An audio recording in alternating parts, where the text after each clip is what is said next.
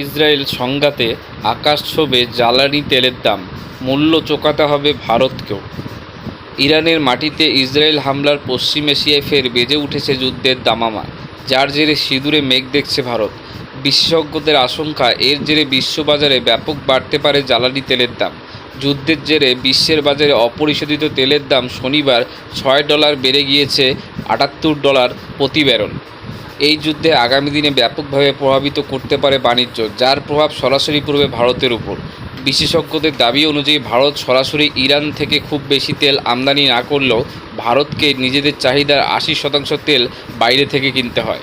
এই আমদানির প্রায় 50% হরমুজ প্রণালী বাণিজ্য পথ দিয়ে আসে। বিশ্বব্যাপী জ্বালানি তেলের প্রায় 20% বাণিজ্য এই পথ দিয়ে হয়।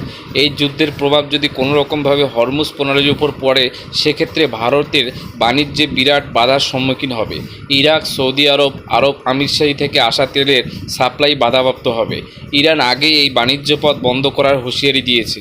যদি তেমনটা হয়, সেক্ষেত্রে পেট্রোল, ডিজেল সহ অন্যান্য জ্বালানি তেলের দাম মারাত্মকভাবে বাড়বে। সরাসরি এর প্রভাব পড়বে দেশের অর্থনীতিতে। এই পরিস্থিতিতে বিশেষজ্ঞদের দাবি, গোটা বিষয়টি নির্ভর করছে ইরান ইসরায়েলের মধ্যে চলতে থাকা এই সংঘাত কতদিন পর্যন্ত চলবে তার উপর। সময়ের মধ্যে পরিস্থিতি স্বাভাবিক হয়ে যাওয়ায় সেভাবে বিশ্ববাজার বা ভারতে তেমন কোনো সমস্যা দেখা যায়নি। নতুন করে এই সংঘাত চিন্তা বাড়ালেও ওয়াকবিয়াল মহলের মতে হরমুজ প্রণালী যদি ইরান বন্ধ না করে, সেক্ষেত্রে ভারতের জন্য বিরাট ক্ষতির সম্ভাবনা কম, তবে দাম বাড়তে পারে অপরিশোধিত তেলের। এই প্রসঙ্গে আমেরিকার বিখ্যাত আর্থিক প্রতিষ্ঠান জেপি মর্গান দাবি করেছে, এই দাম আরও 31% বৃদ্ধি পেয়ে ব্যারেল প্রতি $120 পৌঁছতে পারে।